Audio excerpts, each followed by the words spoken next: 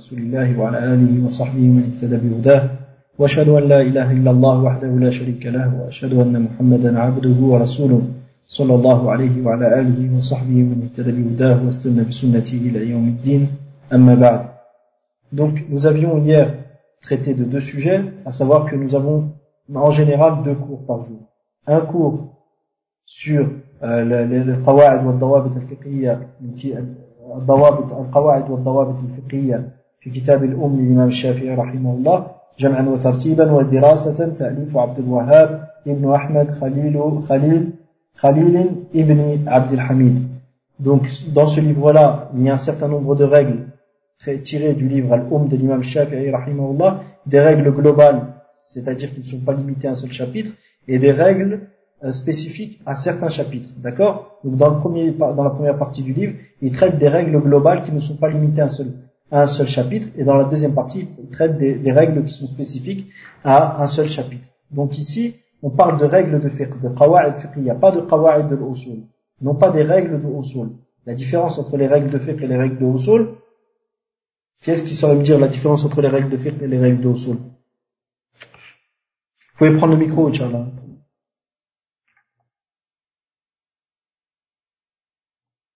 Qui peut me dire la différence entre les règles de fiqh et les règles de usul?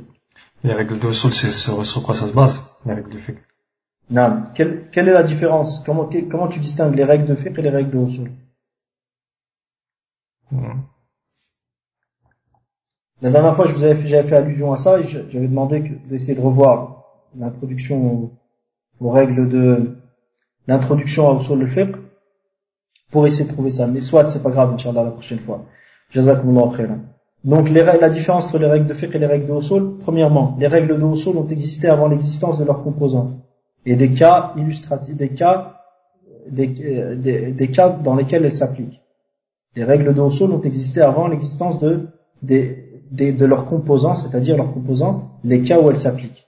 Lorsqu'on dit que l'ordre indique, ou l'impératif indique l'obligation, on a su ça avant de savoir que la prière que Tahiyyat al-Masjid était, si on dit qu'elle est obligatoire. Ce qui est un avis très minoritaire, c'est un avis de l'imam, le premier à avoir stipulé, après avoir dit que la prière Tahiyyat al-Masjid, les deux rak'at quand on entre à la mosquée sont obligatoires, c'était l'imam Shawkani. Puis il a été suivi, et cet avis s'est fort propagé aujourd'hui, jusqu'à être quasiment l'avis le plus connu entre les gens qui s'affilient au manhaj salaf. Quand je dis à la salafiyya, je parle de la salafiyya en tant que méthodologie de compréhension de la religion, d'accord? Mais sinon, les quatre imams, tels que l'imam Ahmed, tels que l'imam Malik, Abu Hanifa, Shafi'i et Ahmed, et autres, même Ibn Hazm, rahimahullah, il considère qu'elle est recommandée, non pas obligatoire. Et la preuve qu'elle est recommandée, non pas obligatoire, c'est le hadith rapporté par l'imam al-Bukhari, selon Jabir ibn Abdullah, radiyallahu anhu. Il a dit, un bédouin est venu voir le prophète, sallallahu alayhi wa sallam, et il lui a dit, il a posé donc un certain nombre de questions au prophète, sallallahu alayhi wa sallam, et jusqu'à que le prophète, sallallahu alayhi wa sallam, il a dit au prophète, sallallahu alayhi wa sallam, ya Rasulallah, combien de prières, est-ce vrai que qu'Allah nous a prescrit 5 prières dans notre journée, dans d'autres nuits? Il lui a dit oui. Il lui a dit, hal alayya ghayru dhalik? Ai-je d'autres obligations que ça? Le prophète sallallahu alayhi wa sallam lui a dit non. D'accord? Le prophète sallallahu alayhi wa sallam lui a dit non. D'accord? Donc de ce hadith, les savants ont déduit que Tahiyyat al-Masjid n'était pas obligatoire. Car si elle était une obligation, le prophète sallallahu alayhi wa sallam l'aurait mentionné. Et il n'y a pas d'autre preuve explicite dans son indication qui indique qu'elle est obligatoire. Ce qui prouve que ce hadith-là, rapporté par le Bukhari, vient faire passer l'ordre présent dans le hadith rapporté par le Bukhari et Muslim, où le prophète sallallahu alayhi wa sallam dit إذا دخل أحدكم المسجد فلا يجلس حتى يصلي ركعتين. Lorsque l'un d'entre vous entre dans la mosquée, qu'il ne s'assoit pas avant d'avoir fait 2 rak'at. Ici, il y a certes un ordre, il y a certes l'impératif qui est employé, et l'interdiction de s'asseoir avant d'avoir fait 2 rak'at, et l'obligation de faire 2 rak'at avant de s'asseoir, mais cet ordre n'a pas son sens premier qui est l'obligation, mais le sens second qui est la recommandation, et la preuve que c'est le sens second qui est visé, c'est le premier hadith que nous avons mentionné, à savoir le hadith du bédouin, rapporté par le Bukhari, selon Jabir ibn Abdullah, radiyallahu anhu, et dans lequel le prophète sallallahu alayhi wa sallam lui a dit, tu n'as pas d'autres obligations, à part cela, savoir que cet homme va forcément entrer à la mosquée. D'accord?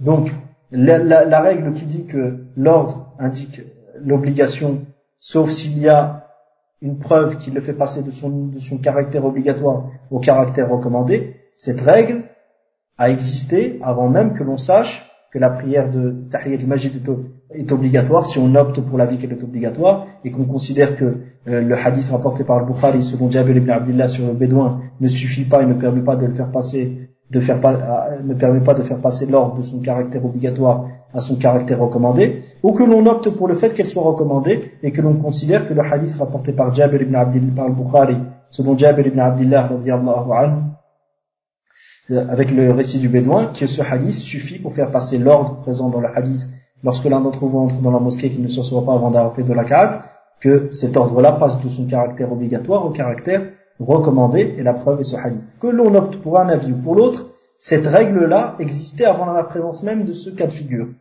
La règle existait avant la présence même du cas de figure. D'accord? Cette règle, la règle de usul al-fiqh existe avant l'existence de ces cas de figure sur lesquels elle s'applique.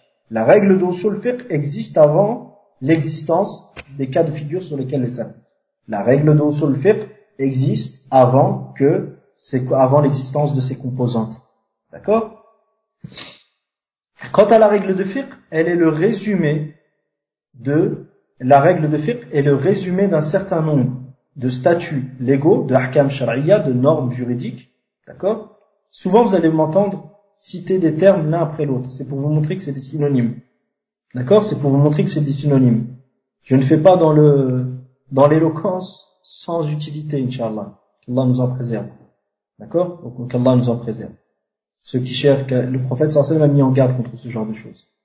Donc, lorsque je cite à plusieurs reprises un terme, même si je change, soit je le cite à plusieurs reprises, c'est pour le retenir, soit je cite ce terme et j'utilise plusieurs termes qui ont l'air similaires. Il y a des points en commun entre eux. C'est pour vous montrer que c'est des synonymes. C'est des terminologies qui sont synonymes. D'accord? Donc, la règle de fiqh, al-qa'ida al-fiqhiyya, qu'est-ce que c'est? La qa'ida al-fiqhiyya est le résumé d'un certain nombre, est une expression qui résume un certain nombre de statuts légaux, de ahkam shar'iyya, de normes juridiques, présents dans divers chapitres de fiqh. Ça peut être dans le chapitre sur la purification, dans le chapitre sur la prière, dans le chapitre sur le siyam, dans le chapitre sur les transactions financières. Ça peut être dans plusieurs chapitres, sur le mariage, sur le divorce, etc. D'accord? Elle résume ces différents statuts présents dans différents chapitres sous une seule et même expression. Sous une seule et même expression. Puis après, ces règles de fiqh se divisent en plusieurs catégories. Il y a les 5 grandes règles qu'on appelle al-qawa'id al-kubra. Al-qawa'id al-kubra. Al-qawa'id al-kubra, les 5 grandes règles sur lesquelles il y a l'unanimité. D'accord? Sur lesquelles il y a l'unanimité. À savoir, la première de ces règles, qu'est-ce que c'est? C'est al-umuru bi maqasidiha, les choses dépendent des objectifs qui les accompagnent, ou cette règle-là, elle est citée il y a une meilleure expression pour la définir, c'est l'expression prophétique. Rapportée par le Bukhari Muslim, le prophète sallallahu alayhi wa sallam a dit quoi? Innamal a'malu binniyat. Certes, les actes dépendent des intentions qui les accompagnent. Cette règle-là, comme disait l'imam Shafi'i, rahimahullah, elle rentre dans 70 ou 70 chapitres de fiqh. L'imam al-Bayhaqi, rahimahullah, qui était un Shafi'i aussi, il a dit, rahimahullah l'imam, qu'Allah compte de sa miséricorde d'imam Shafi'i, bien, cette règle rentre dans tous les chapitres de fiqh. Et l'imam Shafi'i, lorsqu'il a dit qu'elle rentre dans 70 chapitres de fiqh, wallahu alam, il se peut que le plus apparent, c'est qu'il visait par là la grande quantité. Les Arabes utilisaient le terme 70 ou 70 pour indiquer la grande quantité. C'est comme nous, en français, on dit quoi? Je te l'ai dit 36 fois. Donc, je vulgarise un peu certaines choses. Je vulgarise pas dans le bon sens. Je ne vulgarise pas dans le mauvais sens. Je vulgarise dans le bon sens pour rapprocher les significations. D'accord? Quand tu dis à quelqu'un, je te l'ai dit 36 fois, c'est pas 36 fois forcément. Il se peut que tu lui aies dit juste 4-5 fois. Mais c'est pour montrer la grande quantité. D'accord? Les Arabes aussi ont ce procédé. D'accord? Les Arabes aussi ont ces procédés, ces procédés verbal. D'accord? Donc, je reviens, Inch'Allah, à la première règle. Cette règle, elle rentre dans tous les chapitres de fiqh. Il y a la deuxième règle, ou plutôt, au lieu de m'étaler là-dessus, Inch'Allah, je vous renvoie juste à une chose, la suite de la réponse à Rachid Abu Hudayfa, en fait, elle reprenait un bref historique des règles des qawa'id fiqhiyya. Inch'Allah, dès que je peux, il faut juste que je trouve une solution pour mettre les audios sur mon PC. Et après, Inch'Allah, je vous les enverrai, vous trouverez les détails nécessaires si Allah subhanahu wa ta'ala le permet. Et ce n'est là qu'un résumé, que mon travail n'est que de résumer ce que les gens de science ont exposé. Et mon travail se résume à quoi? À mettre à votre disposition ce qui est déjà présent. Alhamdulillah. Donc, qu'Allah subhanahu wa ta'ala nous accorde la sincérité et nous accorde la réussite dans nos projets. Donc, la première des différences, donc, entre les qawa'id de l'usul et les qawa'id de fiqh, c'est que la qa'ida de usul existait avant l'existence des cas de figure où elle s'applique. D'accord? Quant à la qa'ida de fiqh, elle n'existe, elle est le résumé d'un certain nombre de statuts légaux présents dans différents chapitres de fiqh et que l'on résume sous une seule et même expression pour faciliter l'apprentissage du fiqh. D'accord? Pour faciliter l'apprentissage du fiqh. Après, il y a d'autres détails à ajouter là-dessus, Inch'Allah, que l'on verra une autre fois. La deuxième distinction entre les deux, c'est que la qa'ida de l'usul, elle est ce qu'on appelle exhaustive. D'accord? Elle s'applique, elle est exhaustive. Si il est possible, jazakallah, au frère Younes, jazakallah khair, hafizakallah, ahlan wa sahlan bik, salam alaikum. Si tu peux, hafizakallah, fermer le micro. Donc je continue, Inch'Allah. La règle de usul s'applique, elle est exhaustive. Elle est ce qu'on appelle kulliya. La qa'ida al-usuliyya, elle est kulliya. D'accord? Elle est kulliya, elle est exhaustive. Elle s'applique à tous les cas de figure. Elle n'a pas d'exception. D'accord? Elle n'a pas d'exception. Quant à la qa'ida al-fiqhiyya, elle est aghlabiyya, elle est majoritaire. La qa'ida al-fiqhiyya, elle est majoritaire, elle n'est pas exhaustive. C'est-à-dire qu'elle a des exceptions. Et ces exceptions-là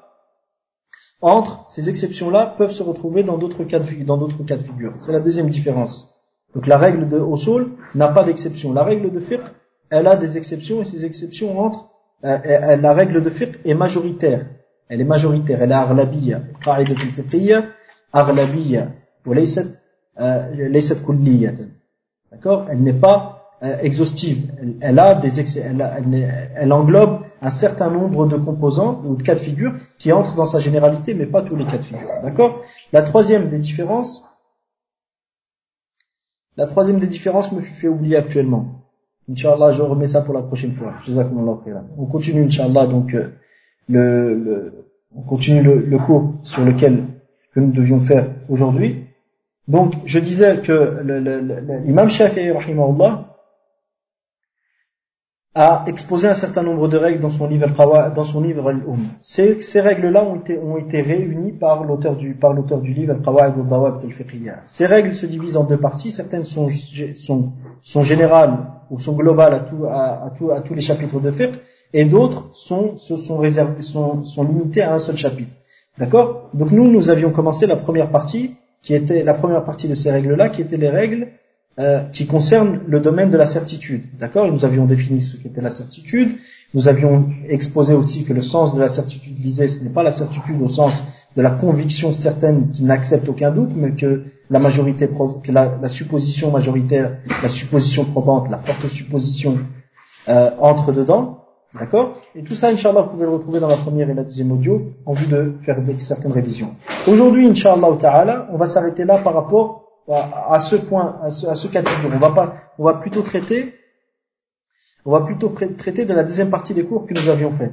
D'accord? Que nous avions débuté, à savoir certaines terminologies importantes dans le fiqh de l'imam, dans le madhab de l'imam Shafi'i, rahimahullah. Nous avions pris pour référence, si tu veux faire la distinction entre les deux, si tu veux, je peux m'arrêter 2 minutes, le temps que tu fasses une pause et que tu reprennes un autre enregistrement. D'accord?